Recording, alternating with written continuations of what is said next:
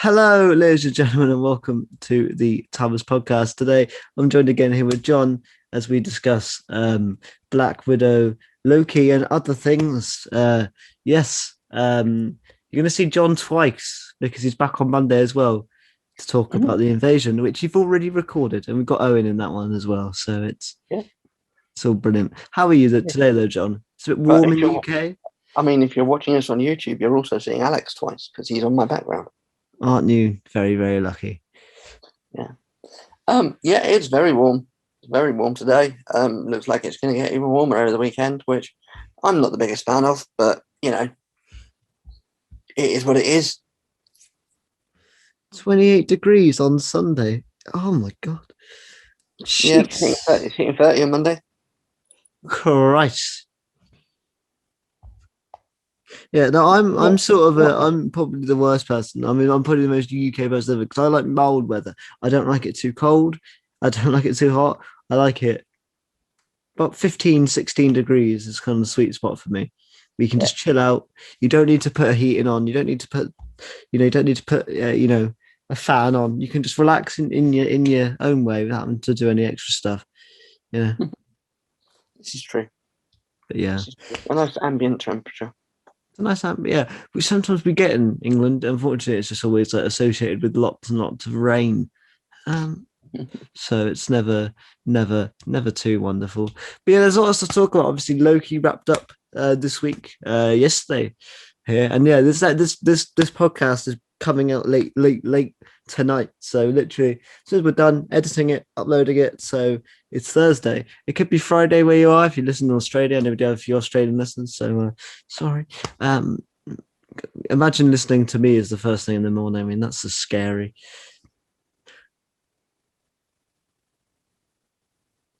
It is quite a prospect. Yeah, a little bit. I, Um, I wonder if there's anybody in Australia for whom, like you, are like the only in to sort of British culture, and I think that everybody's like this podcast. oh God. We're not really painting a good picture. Some of the stuff we've said over the year and a bit that you guys have started to appear on the show. I mean, we've said some outrageous things. Um, Every day. a little bit. If you go to the drunk watch-alongs, they get a bit. If you Yeah, but I mean, the really tasty bits don't get published, do they? there's a few Yeah, bits I've had to cut out. There's a there are few filters. bits I've had to cut out. There's a Yeah, few bits I've had to cut. there are filters on these things, aren't there? So Yeah, yeah. There we go. So, John, have you been? I know I spoke to you literally a couple of days ago. I spoke to you yesterday, but anything you've been up to that the viewers will be mildly interested in? Have you seen anything apart from Loki that you were like, oh, that was really fun? anything I'll be up to that the viewers have been mildly interested in? Nothing really, just work related stuff and financial reports. I did pick up. I did manage to pick up a copy of The Writer's Tale by Russell T Davies in hardback off of Kablam Man for the price of £5 and 5p, Which is a which very good price. is a very good price. And like, £2.80 of that was postage. Um, so I did very well with that. But Yeah, but no, that's about that. I've done absolutely nothing of note since we last spoke, which you'll be hearing next week. yeah, So it's all a bit back to front and wibbly wobbly to yeah. everyone. Yes, this is very much a Stephen Moffat type podcast week because everything's all a bit in strange order. But yeah, I thought we could also talk about as well WWE leaving the Thunderdome I mean, I've had a tomorrow night shave. on. I don't know. What was that? Sorry. I mean, I've had a shave. So I don't know. The continuities it's going to be absolutely all over the place. Either that, or you can just pretend that John grows beards very quickly. Hmm. But yeah, I thought we quickly talk about WWE leaving the Thunderdome and handing over to Money in the Bank. I'm going to be honest, I haven't watched Raw in weeks because I don't really want to. SmackDown I watch consistently because I enjoy it. Yeah. There came a point a few weeks ago when Raw kind of became very much a chore. I mean, 3 hours has always been too long. Yep. And right now it feels like they've been kind of treading on water until they can get back in front of a crowd. which is strange because you've never had that impression from SmackDown. But with Raw, it feels like they've been treading water before they can get in front of an in-person crowd. Yeah, exactly. And I don't think it's a shame because I think the only really good thing about Raw at the minute has been Bobby Lashley. Not moved the feud he's been in. I think the whole stuff with Drew McIntyre got a bit repetitive for me. Didn't really care about Hell in a Cell. I didn't really care about the stipulation of Drew McIntyre not being able to compete with Bobby's champion because I don't want to see it anyway. You know, and I love Drew McIntyre. Don't get me wrong, but you can't just keep the wheels turning over. It's the Daniel Bryan thing back in 2013 where they just kept giving him opportunities just to screw him to the point where they had to take him at the top picture for 2 months because people got not annoyed at Daniel, but annoyed at the booking because they were just like, we've seen this every time. We're paying.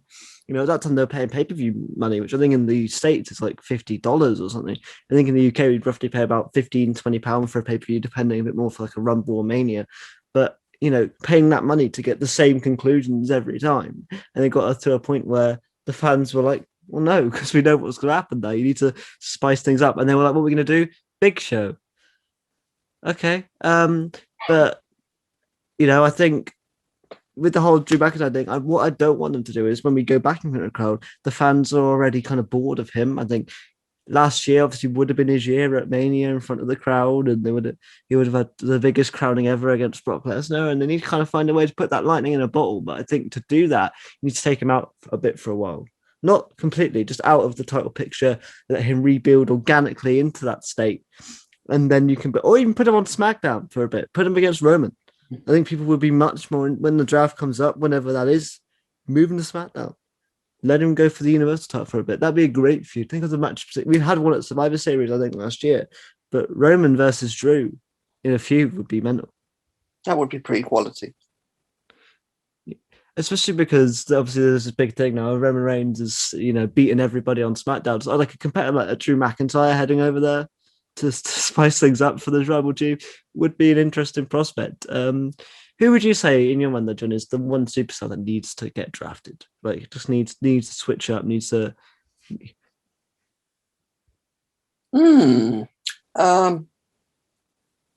That's interesting. I mean, I think that there are a lot of main event or near main event faces on SmackDown that I would have go the other way and go over to Raw, because I can't see Roman losing the belt anytime soon. So I think you've got guys like, say, Owens and Cesaro, Big E. You know, yeah, who would Big E versus Lashley sounds tasty. Would possibly benefit from a switch over to Raw to go and face Lashley, where one of them can actually go and be WWE champ. Yeah, you know, I think I can't see Reigns dropping the belt anytime soon. I can see Lashley doing so. So I think that when the draft comes, I know there was talk of it being September time. So when the draft comes, we might see a couple of sort of main event good guys or upper mid card good guys switch over to Raw to go and get a look in at the title over there.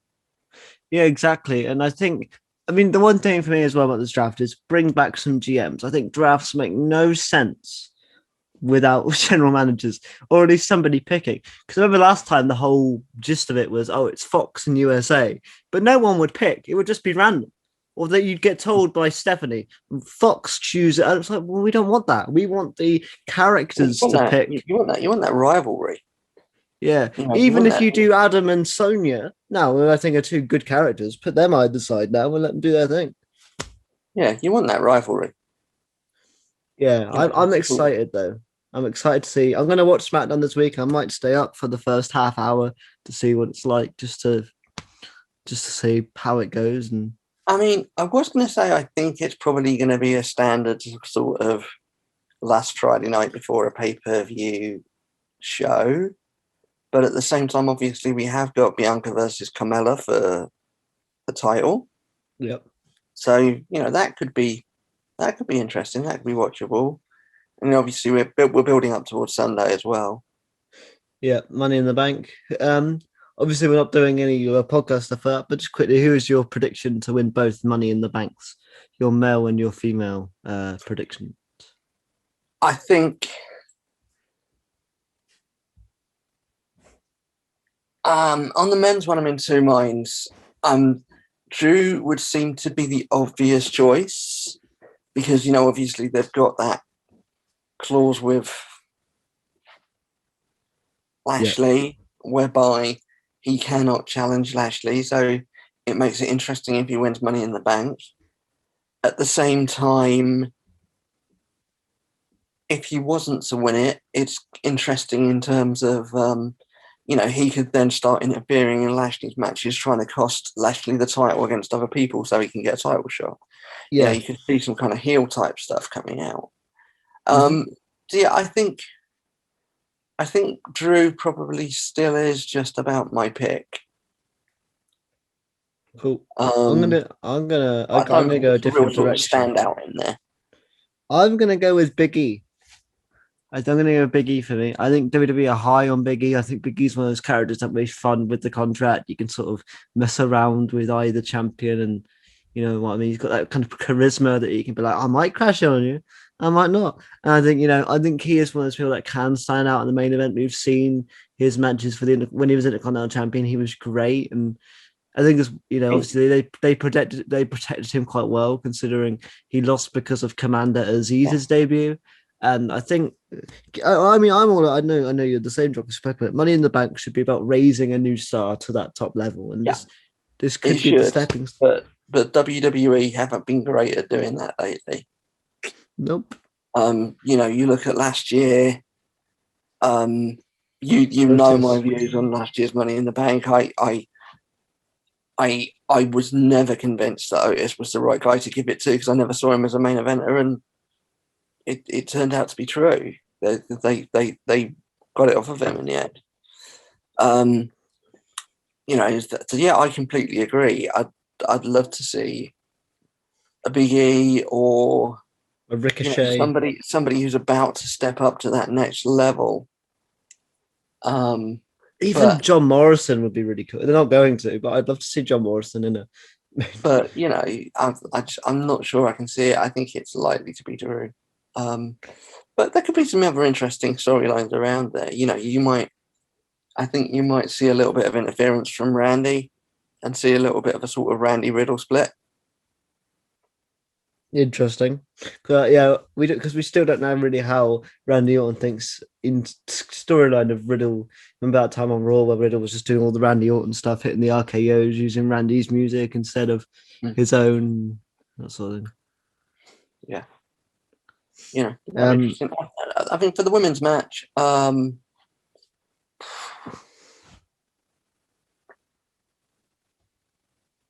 going to go with my heart on this one, actually. And it's unlikely to happen, but I'm going to go with my heart with this one. I'm going to say it's going to be Liv. I'd like Liv to do it, but my pick is going to be Zelina Vega. I think she's come back. I think now they're going to use her properly because she's very good in the ring. I mean, I know we haven't seen much on NXT or WWE, but if you went on the online, you'd see some very good wrestling stuff from Zelina. I think give her the opportunity, let her be that heel, especially if she's on SmackDown, which she is. I think she'd be the right foil to Bianca Belair currently. I think she'd be great with the thing. Just don't give it to Nikki Cross. And I love Nikki Cross, but this whole super hero thing is bad. It's bad. Yeah, it's not great. It's not a great angle. And can we just get Alexa and Nikki back together, but as them old selves, please? That'd be so much, because both their characters right now are pretty shocking. Yeah, I'm not sure we're going to see that. I mean, clearly they're keeping Alexa as is until Fiend. Until the Fiend's ready to come back. Which we're hearing could be very soon. Understandable. Absolutely. But yeah, I think they're clearly they're clearly going to progress that storyline further. Once Bray's back, I agree with you. I think I'm excited to see what the future holds because I have to be as a WWE fan. I have to believe that now they can make that step up. Now the fans are back. I have to believe that this is their time in Vince, and because obviously we know Vince loves WWE. Maybe sometimes his heart isn't in the right place, and what he does isn't perhaps what he should do. But I really hope that in the back they've got something planned to get it back to even like the summer. What you remember? I don't know if you ever take a break, but even if you go out to the start of the last the last brand split. So to 2016, we had Mick Foley Raw, Daniel Bryan and Shane on SmackDown. That was even a breath of fresh air. They used that quite well for a good 5-6 months, and you had some very good stuff with Hero to Stars on SmackDown. And I think if you can go back and you can use this momentum and get to be back to that level, you might be able to keep the consistent viewership. People will be excited about wrestling again. And yeah, of course, I'm excited about the prospect of The Rock versus Roman, but I want to see it. I want to see, I want to be excited about matches with stars that are actually there week to week. But the issue is the storytelling isn't there right now. I should be excited about Kofi Kingston versus Bobby Lashley. And I am, in the sense that I like Kofi Kingston and therefore I'm happy he's got the spot. But the storyline hasn't done much for me. No. And I think the Xavier Woods stuff has actually been more effective than the Kofi side of the story. I think, like the Hell in the Cell match last week on Raw, or this week, where Xavier Woods beat him. I think that's exciting. I'm excited to see what the future holds for that. I just hope that this SmackDown we go in, I want to hear that crowd go bananas. I want it to be like one of those classic Raw after WrestleMania crowds, because we didn't get that. So let them just be bonkers and wild. Because as far as I'm aware, it's like, I don't know what the capacities are. I think it varies state to state, but obviously they're going to put a lot of fans on the hard cam if they can, with distancing and stuff. So, but yeah, let's fingers crossed it just gets a bit better, because I like wrestling. I want to enjoy my wrestling, but right now there's nothing to really get me to watch. Like something like you said with Raw, it's sort of like, I have to watch Raw type thing. But I want to be like, it's Raw this week. I'm excited to see what they've got. But moving forward, John, obviously, again, in Monday's podcast, we're talking about the state of the Doctor Who community. You wanted to talk about disability pride stuff, so I thought I'd give you the floor once again to say your piece on whatever it is that you wish to tell the viewers. Yeah, I mean, obviously, we're about halfway through Disability Pride Month now. I know that we did mention it in a previous edition of the podcast and got a little negative feedback in relation to it. Somebody turning around and saying, why do they need an entire month? And I just wanted to kind of really keep the ball rolling on things a little bit, and sort of make the point that actually attitudes like that are exactly why we need an entire month. Yeah. Because if people feel that disability equality isn't important, or isn't as important as other areas of the equality spectrum, or just don't focus on it or whatever, then it really is an uphill battle, and 15% of people in the world, 20% of people in the UK are disabled. This isn't like a little niche of people. It's a significant proportion of people. And obviously, as a disabled person myself, I have a lot of disabled friends. I follow quite a few disabled advocates on social media, etc. So yeah, maybe I hear more horror stories than most people would. But certainly I feel that over the last 18 months with COVID, etc., a lot more kind of ableism in society has been come to the fore.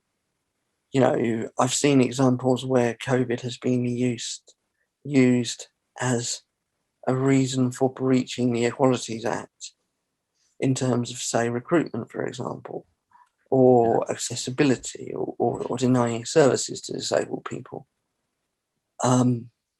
It's really sort of,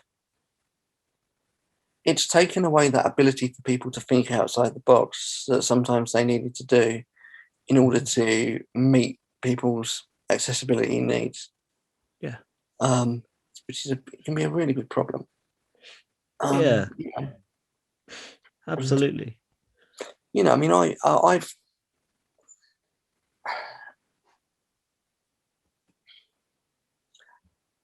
over the years, I've been quite lucky. I've never really had to kind of fight my corner that much, because I'm quite intelligent, I'm quite persuasive, I'm quite forthright. I'm quite good at persuading people that what I need is the thing to do, and getting them to do that for me. But even I, have faced some quite difficult situations and people saying some quite horrible things over the years that you just look back on it in the cold light of day and you sort of say to yourself, why would somebody say that? I mean, the old classic, it's one that I've had. It's one that I know a lot of friends have had. It may be one you've had yourself. Is when somebody who's non-disabled turns around to you and they say, oh, I think if I was blind or if I was X, Y, Z, Mm-hmm. I'd kill myself. Yeah, I've had that a lot. And it's like, they actually think they're paying you a compliment when they say that. Exactly. Yeah, and it's like, you are saying that my life is so worthless to you, that my quality of life is so worthless to you, that you would rather be dead. And you think that that is a compliment. You think that that is a good thing to say to me. Yeah, exactly. And I think we really need to get people paying more attention to disability, understanding more, doing more, believing disabled people more, listening to disabled people more. Because, you still get this thing quite often where people question a person's disability status. They'll they think everybody's like the bloke out of Little Britain. Mm-hmm. And it's just, on any day you can fight those battles, on any day you can take that on, but when you're doing it every day, by God, it's fucking tiring. Yeah, absolutely. Yeah,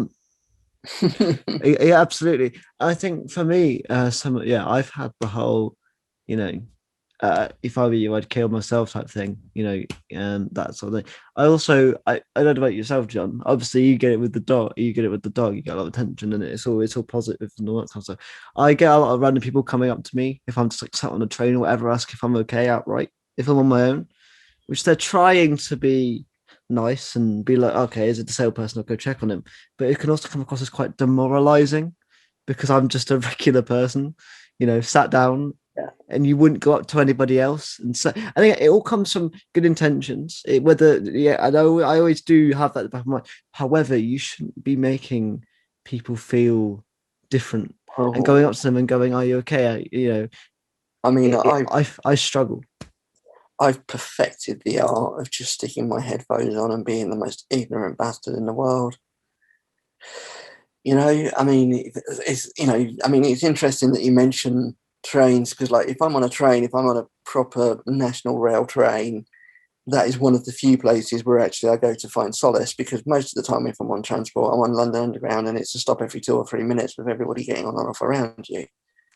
But yeah, if I'm on a train and I'm going anywhere overground, that's my time, and I'm very much right. I'll reserve myself a seat at a table.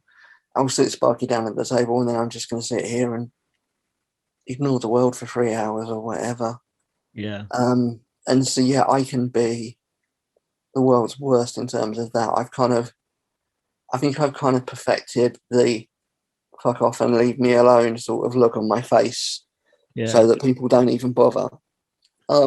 Yeah, we do still sometimes get a bit of attention with Sparky. Obviously he's a working dog. People know that he's a working dog. So, most of the time I can just kind of tell them, well, he is a working dog. Can you leave us alone? And sometimes people listen, sometimes they don't. But it's up to me. And, I'll admit I am awful, because the response that I give to people when they come up to talk to Sparky does generally depend on whether they're female or pretty or not. But it's It's Michael. He's my dog. So it's up to me Yeah. who I let him talk to.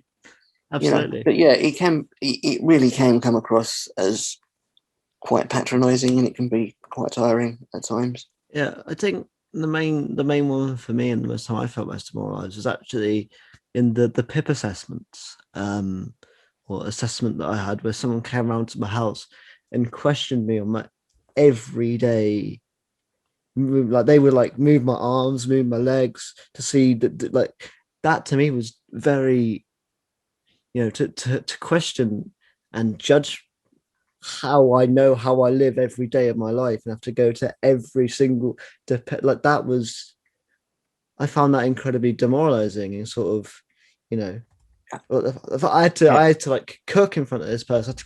I was being watched to just live my life and being judged upon that and how much, and I think that's an entirely wrong system. It It's is. very to have a guy come over or girl and ask you these questions about how you live your life. It's like I don't mind being asked, what disability I have, what sort of things I can do, but they don't have to show them and for them to have to like stretch me out, pull me apart every single way just to clarify that it's not Yeah. correct. It's not. It's not. It's not. You shouldn't have to go through. You shouldn't have to jump through all of these hoops when you have a medical diagnosis there Yeah, that tells people exactly what the situation is.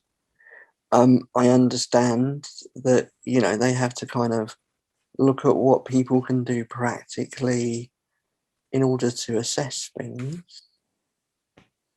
but I really question whether the people that do these things are qualified to do so a lot of the time. Um, you know, are disabled people actually sitting there on assessment panels looking at these things and yeah, looking at how people are assessing? absolutely. Because without a disabled view on it, Yeah, you're really not going to be very informed. absolutely. I entirely agree. And yeah, I hope it's something that gets better. I think hopefully public perception of disability, I hope there's something more. I don't know where to go. I think it definitely needs to be somewhat taught in schools, even if nobody is technically, if every kind of disability. So even if there isn't a physical disability of someone else in that, teach it in citizenship or PSHE, even if it's just like one class. Because I know people, said, but that should be a part of it. So then people learn, they know the basics, and that's all people need as a starting point. But like And you go in you go into like even colleges and schools, and the only way they find out is like they're not even prepared until they know. Like I've gone to so many, my second school was all right, but my primary school had no idea how to do a disability until they met me.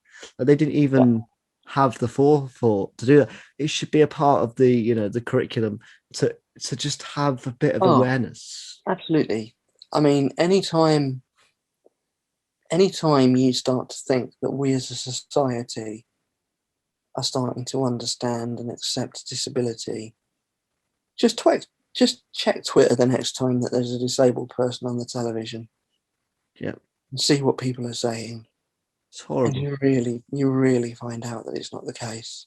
Yeah, You just wait until somebody like, say, Rosie Jones is on Question Time or a who talk show or is something like that. who is hilarious, by the way. It's brilliant. Yes. An absolutely brilliant comedian.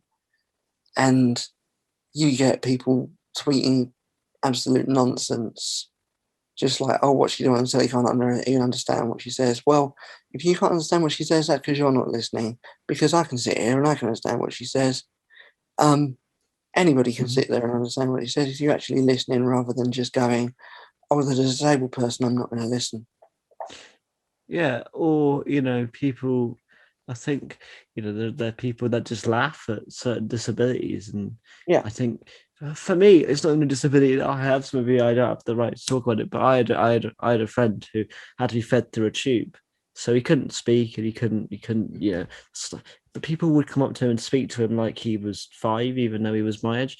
And his brain, thankfully, wasn't affected by any disability. So he would talk on a talker, and he would always say to me, he hates it because people come up to him and talk to him like he's a baby, when actually he's a I don't, again, word is very tricky here, but somebody who can process and think like anyone else, and they don't see that. They just see this, this person who, yes, is physically affected and can't, come across as that, Yeah, I mean, if you have a disabled person and an abled person walk into somewhere together, 9 times out of 10, the person in that shop or at that bar or wherever will direct all conversation through the abled person.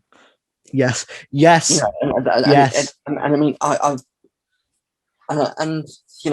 it's something I've had so often, and I'll never forget. I think me and a friend were going to a gig somewhere years ago. We were going to see Madness at the O2. Good show. And so we had our tickets, and we were sort of walking in, and the guy's we've gone in through the disabled entrance, and the guy's like talking because I have my cane with me, and the guy's talking to my friend. It's what do you need and stuff like that. And my mate's just gone, well, John's here. He can hear you. He can talk to him. And like the look on this bloke's face was just, firstly, this revelation of, oh wow, I really can. But then this absolute embarrassment of, oh my God, how rude have I been? Sort of thing, Yeah. It's something that really we need to call out a lot more. The problem the problem is if I call things like that out, then people immediately think you're being aggressive or belligerent. Yeah. It's like I had one of those. I was on a train once, and I was going to Torquay, which is like a beach down outside, and there was nobody at the rail to get off, and so we hit the emergency buttons. We're like, well, we got to get off here. The lady came down, and she just talked to my friend like, okay, what do you guys need? What's going on?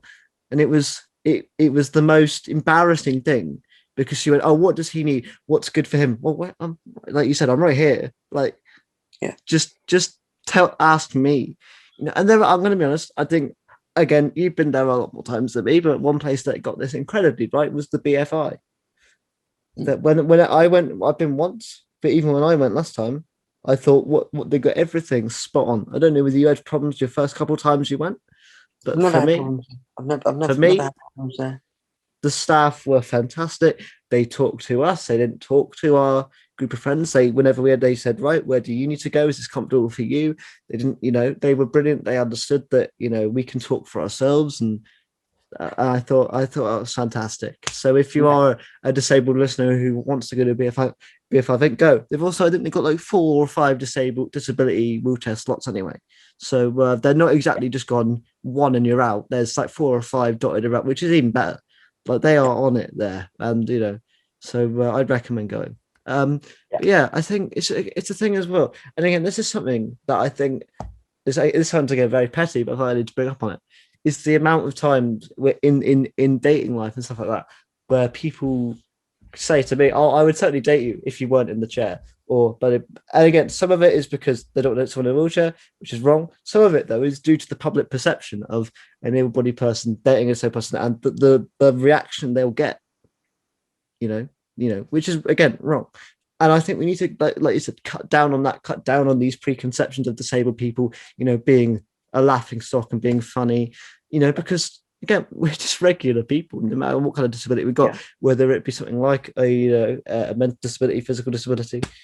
I think we need to break down these concepts. It was like, I don't know, would you remember this? This disabled lady went on a dating site, and she went on and she was about to pay for the service or whatever. And then the service emailed her and said, we think you should wait for a disability only service. Which is just, it's not right. And I get, they stayed in the aftermath. They just didn't want to disappoint her because they know a lot of people wouldn't want to date people that are disabled. But you shouldn't then. One thing as a disabled person I feel in dating world is my disability, which again is, but that's is what I worried about the most. Like especially with online dating, because you're chatting to someone for a while, then it's like, when do you tell them? And then to be told the one thing that you are worried about the most is brought up and said nobody will love you because of this, or people won't accept you because of that. Yeah. It's fucking disgraceful. It plays into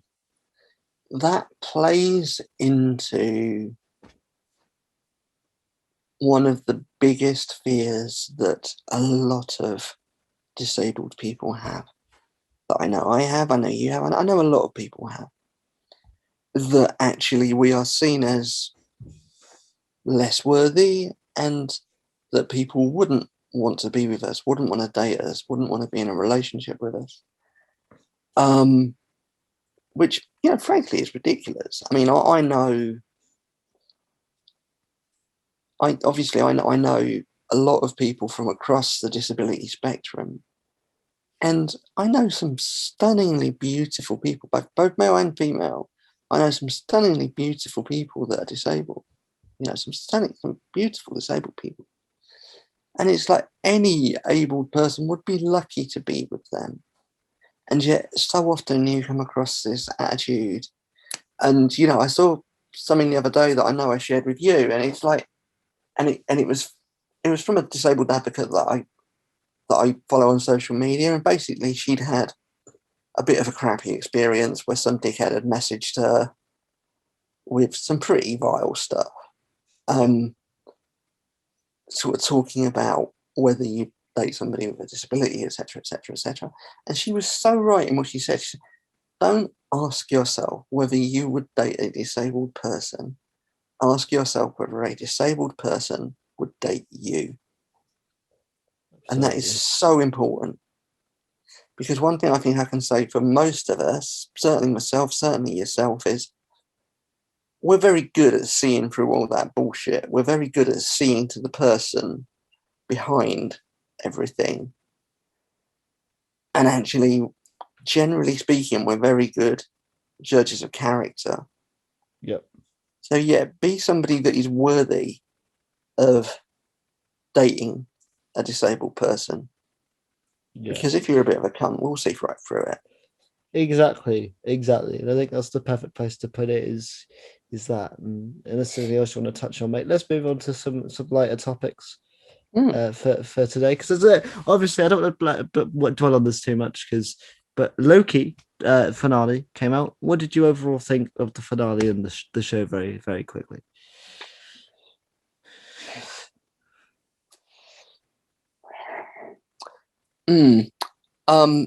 My expectations were quite high. Yep. I'm afraid that in terms of the finale, they weren't really met. Same. Obviously, where it was left off at the end of episode 5, we were in a very exciting place. That was a great cliffhanger. For me, episode 6 pretty much just felt like laying the ground and building up for series 2 and for the upcoming films. It didn't really give us much. Nope. It didn't really conclude much. It just kind of set up everything that we've got coming up, which I completely understand why they do that. And I've enjoyed Loki generally as a series, but I think I'd have quite liked something a little bit more conclusive in the final part. Me too. And I think that's exactly why I don't want to talk about it too much. I thought we're going to come back to the same thing because I thought we would agree on this. Is that I enjoyed the reveal of it being Kang. I thought Kang the Conqueror as the villain was the right direction. I was really worried that it would be another Loki, and I would have gone, all right. I would that would have been like, because they pulled that card so much throughout the series already. For him to do that again, I would have just been a bit like, yeah.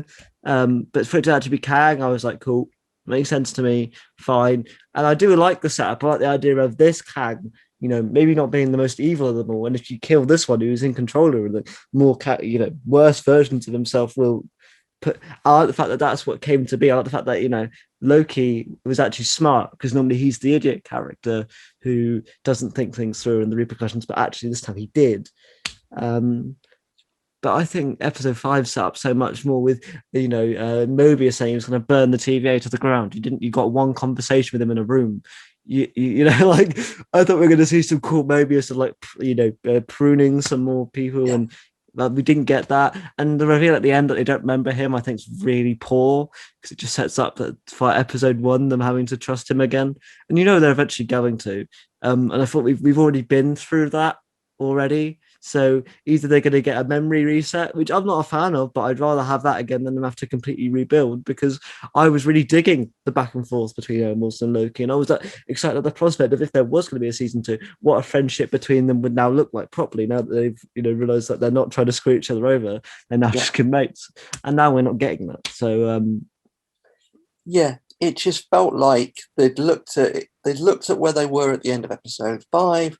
They've looked at what they've got coming up, and they went, right, how do we get from A to B?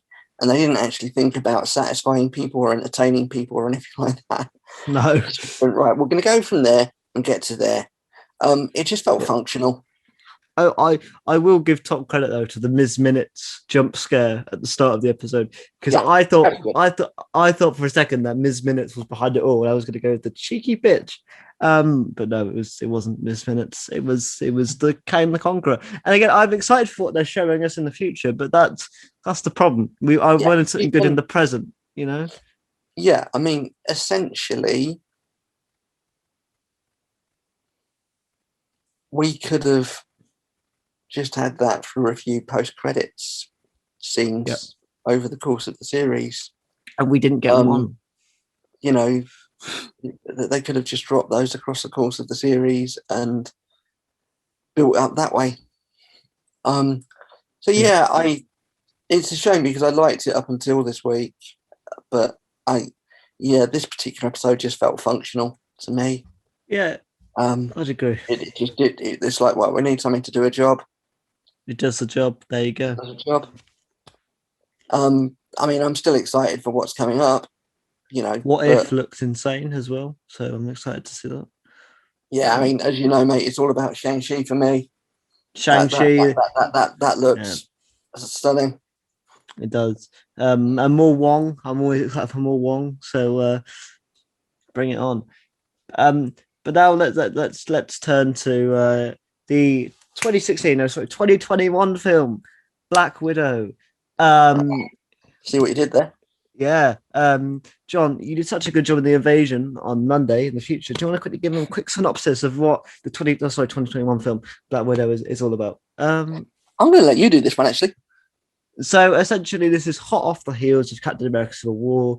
Natasha Romanoff is on the run, and she essentially ends up going back to Budapest, and essentially runs into her sister, Yelena Belova, played by the wonderful Florence Pugh. Turns out that the Red Room that obviously took Natasha as a kid is back up and operational, and there's more widows out there now than ever. So Natasha, teaming up with her old family, David Harbour joins the cast as well as Rachel Weisz, and as the old family as they were as kids, they try and take down the Red Room. Unfortunately, though, Taskmaster's in the way of stopping them and trying to stop them getting to the big bad. And that's kind of your film. It's kind of your classic espionage spy kind of thing, which obviously a Black Widow film would be. And I think overall, I've said this to you, John, many times, it's a cracking film. It could be one of the best MCU solo films. If only it came out 5 years ago. I think, and it does put a dampener on that. And again, I would ignore it, but the issue is I'm excited to see where Black Widow's going to go from here. But I already know. You know what I mean? Like there's no jumping off point for them because we already know what that resolution is. Yeah, it feels a little out of place. And I mean, I'm going to start by saying I love this. Mm-hmm. I really, really like this film. Thoroughly enjoyed it. But it does feel a little out of place. Because obviously we know how Black Widow's story ends. And it takes a little while to get your head back into the place where this is supposed to be in the continuity. What I would also say is that Black Widow's ending in Endgame would have been a lot more powerful if we'd already seen this. Yes. You know, if we'd already known her backstory and seen this and been like, oh wow, actually we know her family, we know her upbringing, we know her backstory. Yeah.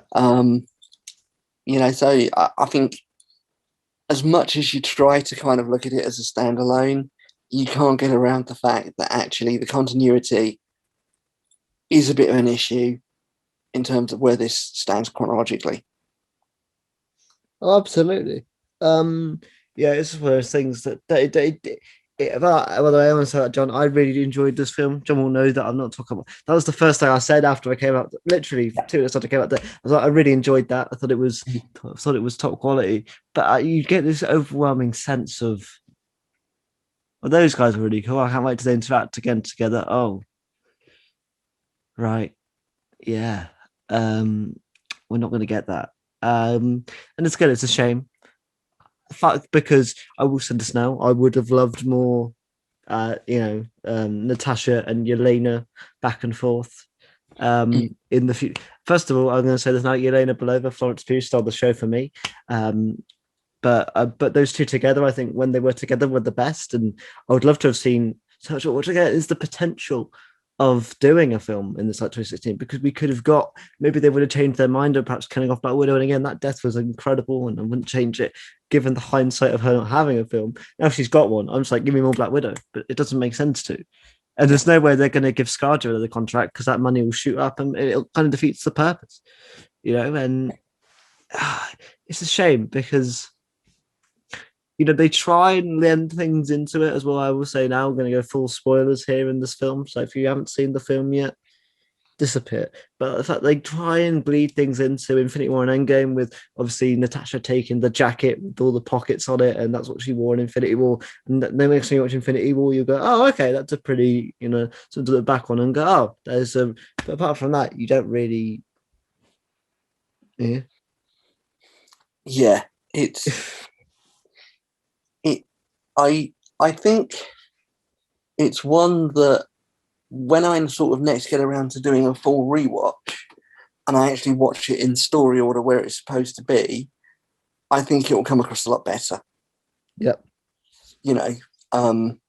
Because when you're doing if I was doing a rewatch, there'd be absolutely no point in watching this after sort of Infinity War, Endgame, etc. It would fit in where it should fit in story wise. Yep. But yeah, I think for a sort of premiere, seeing it as it is, it's an issue. Yeah, absolutely. Because, like I said, this is one of my favorite solo MCU films overall. I think I know a lot of people have an issue with Taskmaster. As a non-comic book fan, I mean, I like comic books, but I'm not. I didn't have a problem with it because I wasn't attached to that character. I could see why fans who would have a problem. I thought the character served its purpose well within the film. I understand they kind of do a marketing ploy where they made like Taskmaster was the main villain, which if you're going in thinking, oh, this can be great, that would have, you don't get that in this film, which I understand if that's your problem. I had the same thing. I was like, okay, it's Ray Winstone. I do like Ray Winstone, but but overall, I think it's a story that you can. It's going to be one of those MCU films that if it is a Sunday afternoon, I want to pass the time for 2 hours. I want something entertaining, something a bit lighthearted. Even though this film is not lighthearted at all, but once you get into it past 20 minutes, it becomes a bit more lighthearted. I'm going to put this one on because of the comedy for me works for those Marvel films where I laughed 99% of the time where they wanted me to laugh. It's a solid story. The story makes sense. It's not really too contrived. There's not much it's not much that you have to make up yourself. A lot of it you kind of pick up as you go. Which is really nice. There's not much you need to know before going into it, so you don't have to try and remember stuff. It's like going into watch. I think some Marvel films you have to remember where characters have been because they popped up in other films and stuff. Whereas this, you can sort of just go straight from the off because you kind of pick up that Natasha's on the run straight away thanks to the radio. And William Hurt makes a nice cameo as well. So yeah. But yeah, I think overall this film it leaves me wanting more that I know I'm not going to get. I think that's my main conclusion. I mean, I think we'll get. I think we'll get more of Florence Pugh, which I think we'll all We're all very much buzzing for. we're all very much be down for. I mean, what I would say positively about it is, I think if somebody isn't really very well versed in the MCU or even hasn't seen any MCU stuff before, It's a this is great a film. really good way into that. Yeah. Because you don't actually need to know a great deal to come to it. It's not too lore heavy, and Yep. it doesn't feel sort of superhero heavy either. So it's a Yep. really good introduction to the MCU for anybody that's sort of coming to it from a more kind of standard action movie Yeah. standpoint, I think. Yeah, no, absolutely. And I think overall it's one of those films that you can just one of those films that does a very good job at isolating this film. Like I'm going to say this now a lot because obviously we've spoken about Guardians 2. I think this film just one there's one thing especially better than Guardians 2, which is the prologue. I think this is probably one of the best prologues to any Marvel film. The first 5 minutes you get with the family really establishes the connection and how real it feels. And then obviously you learn later on the film that it was all Yeah. made off because of Dreykov, and it was all, and a Red Guardian, Alexei Shostakov didn't actually want to be the father figure. It's actually just the job so you can get back in the field. Obviously they come together at the end and they become a real family. But I think it's really good. That's kind of one of my issues with Guardians 2 is that I would love to have seen a bit more of Ego and Peter's mother's relationship so that when we get the gut punch of it wasn't real. Obviously, we learned through Peter's eyes, but I would love to have seen through their eyes as well what it was like. It's a thing I didn't get. It's not something they did wrong, but it's just something but this film gives me that. It gives me that connection as to why you would think they're a family. That scene where they're flying the plane and Red Guardians on the wing of it's so really good stuff. Obviously it got the song American Pie back in my playlist for a good week.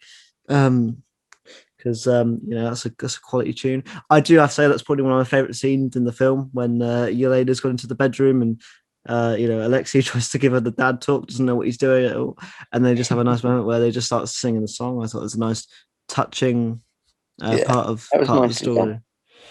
done. Yeah, I think overall it's one of those films that it's not one of those films that you can really speculate where you're going to go further because we know. So it's a lightning. It's one of those films that in a bottle. It's brilliant. I think it's not just serviceable. It's good. You'll watch this and you'll go, it's very good. And especially if you It's really just, good. I think it's obviously. I don't think it hits the top Marvel films like for me the Guardians. I think it's just below that. But again, that comes from the fact that it's not serving any grander purpose. It doesn't really give you that excitement for more because you're not going to get it. However, one thing it does well, which we know, like John alluded to, we are going to get more of Yelena Belova, and she is the standout character of this film. Yeah, it is. It's obviously it's called Black Widow, but it's more about her as a Black Widow than it is about Natasha. Yep. It really does feel like a passing of the torch. Yep. And Florence Pugh certainly shows that she has got the sort of action chops to be able to take that forward, and I'm very excited for where we're going with that in the future. Me too. Absolutely. And I think overall, is the script engineered to make her the standout character? Probably. But I think as well, she does a great job. She's very endearing as well. Because I've got to say, no, I think Yelena Belova is the most British, non-British character I've ever seen. Because she's so sarcastic, so on it, which normally you kind of lead to. Like, she's very much like the Russian Tony Stark. Like she comments on everything. She's very much like that. Like there's obviously the bit with the pose and the flipping the hair back. And at one point in the film, she does it, and then she immediately recoils and goes, "Oh, it's disgusting," and stuff like that. She's quality. I think everything she does and says is great. So what I really want to see though, and it would have been great to see it here in this film. But what I really want to see in a future project is I want to see Life just come 360. And at a future project, just as an extra or in the background, I want to see WWE superstar Paige as a Black Widow. That would be amazing. Sort of stood in the background. They should have done it for this film. She should have just been one of the Black Widows on the screen. But yeah, Because obviously, for those that don't know, and you should all know, but for those that don't know, obviously Florence played Paige in Fighting with My Family. Yeah, absolutely. Let's quickly talk about Ray Winstone as well as the main villain, Dracov. I Who's a thought dead? he was. I thought he was. I thought he was good. I don't obviously because he's not in it much. He's only in it at the very end, really. When he's got his scenes, he's very good. He's got that commanding presence, and I really like the whole, the nasal thing where you have to break the nerves. Here's the thing, essentially, where if you can't hit him, if you can smell him, so you have to break the nerves, so you can't do it. You just want. I think that's really cool. I like how kind of smarmy he is and how confident he is, that sort of stuff. I think it's really, really, really, really good stuff. But I mean, I don't think he's not gonna go down as one of the best. I mean, you know what you're going to get with Ray Winston. You get Ray Winston. Yeah. Yes, the Russian accent is a little bit all over the place. Yeah. Because it's clearly Ray Winston. But you don't employ him to come and be somebody else. Really, he's just one of those actors where he's a bit like Michael Caine. He's always, to a degree, going to be that person. Yeah. But I just love him. So to see him in the MCU was really good. I'm with you. I really liked the thing with the sort of neural receptors where you could smell him, you couldn't hurt him. I liked how Natasha got around that. I thought that was brilliant. I gave a little cheer when that happened. It's really cleverly done. But yeah, I don't think he's going to he's not going to be up there with like Killmonger as the best MCU villains. Yeah. To my mind, Michael B. Jordan still stands out as best villain they've ever had. I'd say he's in my top three. For me, it's always Killmonger, Thanos, and Loki. Like my top three. But yeah, I think he serves his purpose. Killmonger's the only one that I've ever had a part of me wanting to win. Yeah, I mean that's a fair point. Well, I'll get to that in the next week's. Yeah, you'll come on to that, won't you? Black Panther is the next film on the list, so it's exciting. So I don't want to say too much. But yeah, I'll just now I agree with you. But yeah, fundamentally, I thought this film, like I said, there's not much to talk about too much. Going forward in the film. And again, it's one of those films where me and John, we've had so much now, especially. It's that when a film's just good, you can just say everything's decent. I don't have too many complaints with the actual film. There's nothing I didn't like. For example, I don't go away and go, I really didn't like that. The one thing I have a problem with is the fact that this is too late. If this was made in 2016 when it's set, easily one of the best films of Phase 3. For me, anyway. Yeah. But then if it was made in 2016 when it was set, you probably wouldn't have had Florence Pugh in it. Yeah, exactly. So, that's because I mean, I think it's the delay has served a purpose in that respect. I think. Yeah, good. I mean, yeah, I'm excited to see Florence Pugh as well. The music is also incredibly solid. I think David Harbour and Rachel Weisz again are solid characters. But because they kind of take, especially for the first half, they're not in it after the prologue. They kind of come into it the second, especially Rachel Weisz. She's not in it very much at all for the first hour and 20, hour and a half. And then, but when she's in it, she's good because she's Rachel Weisz, and you're always going to get a great performance from Rachel Weisz. So there's not much to say about her character or Red Guardian, because for me, I think he was there times as well where his character sort of got on my nerves, but on purpose. Obviously, you're not meant to like everything he says. I really like the stuff where they're in the plane and he's like going, "Is it your time of the month?" And she goes, "Can't get a time of the month, dipshit. I did a voluntary hysterectomy." And then Yelena goes into the details. I thought was pretty fun. But yeah, overall, the film is just fun, and that's all I can really say about it. How did you feel about the accents? Because for me, the Russian accents did feel a little bit comedy. I thought, again, this isn't me just saying it, but I thought Florence was the best at that. I think David Harbour's was a bit at times, and Winston's was very much. Winston was essentially like, right, I'm gonna play the old classic English Bond villain, but I'm gonna Russianize it. So his line delivery was still classic English villain with the stereotypical Russian accent. Yeah. but like you said, it's Ray Winston, so like I'll take it. But yeah, it wasn't the best. Like for example, you think of some of the best accents down the line, and this none of these are going to give you that. I wonder whether they're going to do the same thing down the line, where Florence will drop it and sort of go to an American accent, sort of how Natasha did. Obviously because she must have been part of the program for a few years, and she now just speaks American. So I wonder whether they're going to do that with Florence, like kind of like they did with Wanda. I know she had moments where she went back into her Sokovian roots, but they were just like, right, we'll let these guys portray their normal voice. It doesn't bother me. They're superheroes. They can change their accent for like a, that's one of my least, contrived things. But yeah, I think the accents were fine. They didn't take me out of it. Like I said, the one that fluctuated the most was David Harbour. I love David Harbour. So again, didn't bother me too much, but I think he was the one that needed the most work. Yeah. I think I think because I enjoyed the film, I'm prepared to give them a little bit of a pass on the accents. I think if it had been a less enjoyable film, it would have been We more would of an have been issue. we would have been It would have shitting been on the more of an accents. issue for me. Yeah. Because they with the exception of Florence, they weren't necessarily great. No.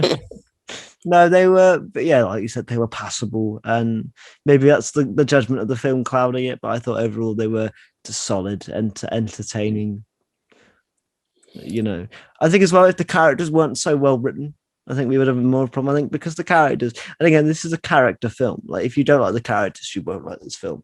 It's very much based on that. Because I will say this: the action is sort of basic, but it doesn't need to be anything more than that. So I'm not complaining about it. There's not many great action sequences in this. I mean, there's a great car chase, which I think was my favorite action sequence of the film. Because I think with Marvel, for me, right, is I don't like it when they go too over the top. So when, for example, towards the end where they're flying out the building and there's debris everywhere, I'm sort of like, okay, this is fine, but it's not what I particularly like in action.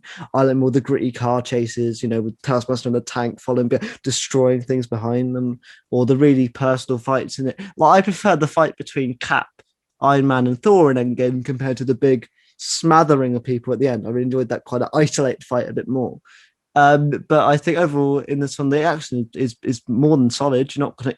There were some really cool moments, like I said, the car chase. I love the back of. That's kind of where you get your first proper back and forth between, Scarlett and Florence, where she goes, "My plan was to get us away," and Yelena goes, "Which is a shit plan." Stuff like that, and then obviously, then when Natasha steals the keys and stuff.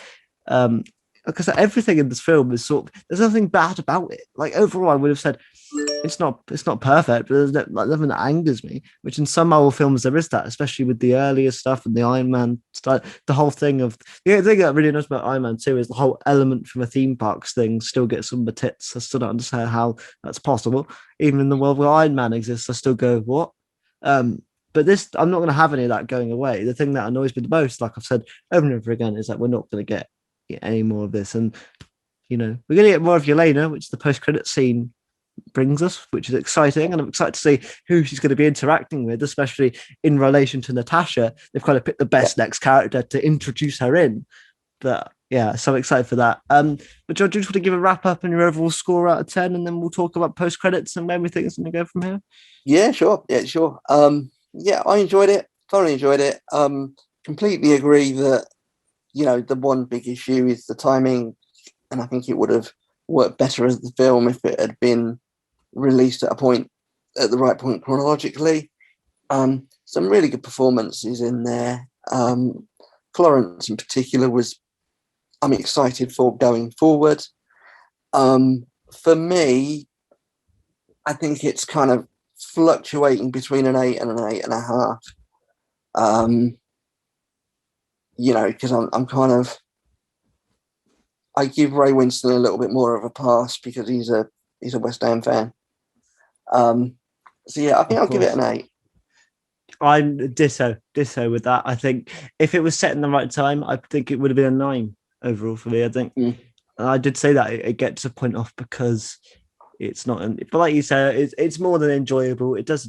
It's a great first thing to get you back into cinemas. The sort of those films that you don't have to think about when you're watching it. You could just sit and enjoy it. And I enjoyed it as my first cinema experience back. I know you watched it on Disney Plus with the premiere access. Yeah. And again, good on them. I think that's all I say is fair play because sometimes we've had this especially with the whole Sky Cinema debacle. Fair play to Disney Plus for doing audio description straight off the bat, because in my opinion, I said this on Twitter, you shouldn't release things until those things are ready. You shouldn't release it until everyone can watch it and get the same experience. That's how I've always said it. I said it on Twitter. I say, going through Disney Plus, this is the second thing I've watched now on their Premier Access. I've watched Cruella as well, and the audio description on both was just there, and it just worked. And yeah, great. Can't complain about that at all. Top tier. Yeah, right. Let's quickly talk about post-credit scenes. Obviously, we see Yelena in a car with her dog Fanny, which is obviously a great reference to earlier on in the film, where another character who I can't remember, he's English though, helps Natasha, go undercover and hide and stuff. And essentially, she goes to the grave of Natasha, which I assume is empty because obviously Natasha's body was stricken in Vormir. So, and then out of nowhere, Val from Falcon and the Winter Soldier turns up, and she says, "Do you want to get revenge on the person that is responsible for your sister's death?" I don't know, a tablet or an iPad. There's a picture of Hawkeye. Interestingly, though, John, I will say this first. This was originally going to be our first introduction to Val, but obviously due to the pandemic, it became Falcon and Winter Soldier. But overall, I'm excited to see what this character is doing. She's obviously bringing together a super group for something. And obviously, Florence Pugh's going to be turning up on Hawkeye on Disney Plus. So, excited. Can't wait. I mean, I think I'd have watched Hawkeye anyway, but this certainly makes me more excited to do so. Yeah. And I think overall, they've chosen the right character to sort of bring Yelena into the universe of the other characters. Is that the best gateway is someone that knows Black Widow is to relate her to Hawkeye and get that introduction first. And what I don't want this series to be is for Yelena to be the villain for 4 out of 6 episodes. I really hope it's a one conversation thing and she learns very quickly that she's been told a bunch of bullshit. I don't want them to treat Yelena like an idiot for longer than it needs to be. And I hope that you might see it for a couple of episodes, but I think hopefully that'll be about it. Hopefully it's sort of the thing where in the last episode she learns that Hawkeye ain't full of shit, and it's actually Val that is. I'm interested about this Val character, because I don't know what she's doing. She's clearly bringing together a different sort of group of villains for some. And also, what has she got against Hawkeye? I wonder whether when he was Ronin, he might have killed somebody that she was in business with, and she wants to get revenge or something. I mean, it just makes me think of Friday Night Dinner and want to go bloody Val. Bloody Val, yeah, bloody Val. But I'm excited to see where it goes in the future. But what another episode of the podcast, John. Thank you so much. Obviously, this one was also very heavy on the disability stuff. I hope last time we got such great responses, so I know this time we'll get good responses again. If you don't like it, don't watch the podcast anymore, because that's our opinions. And this is something that I don't want to see negativity about. If you disagree with us on Black Widow and Loki, fine, put that down in the comments below. We're as we will be discussing next week in relation to Doctor Who. We're all for differences of opinion when it comes to things that don't, in the big scheme of things, really matter very much. But when you're talking about people's human rights, when you're talking about people's everyday existence and their right to live and be free, that's not really something for differences of opinion on. Either you agree with that or you're a cunt. Yep. Exactly. And on that note, thank you so much for watching. Take care. Follow John on Twitter at johnboy_cook. Have I got that right? Yeah. Subscribe to I think this might be the record actually for the least number of times I've used that word in a podcast episode. It was only 2. Yeah. Well, we'll get more out of him eventually. There's something will come up in the world, and I'll bring him straight on so we can say it. What I'll do is, but eventually, when he's been on enough episodes, I'll do like a John Cook swear count video and just see how many times he's sworn throughout the many episodes. Yeah, we were talking about this. It could be like that South Park episode, just with the little counter down in the bottom corner.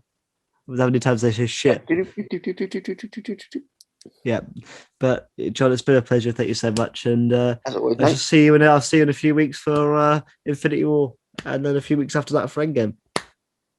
Oh yeah, brother. And SummerSlam's on the way as well. So John Cook, he's not going anywhere. He's around. And the next Doctor Who review. The next Doctor Who release, which we know what it is, but we're not going to tell you. yeah, so watch Monday's episode of The Invasion to figure that out. But until then, see you soon. Take care. Bye bye. Peace. Don't have nightmares.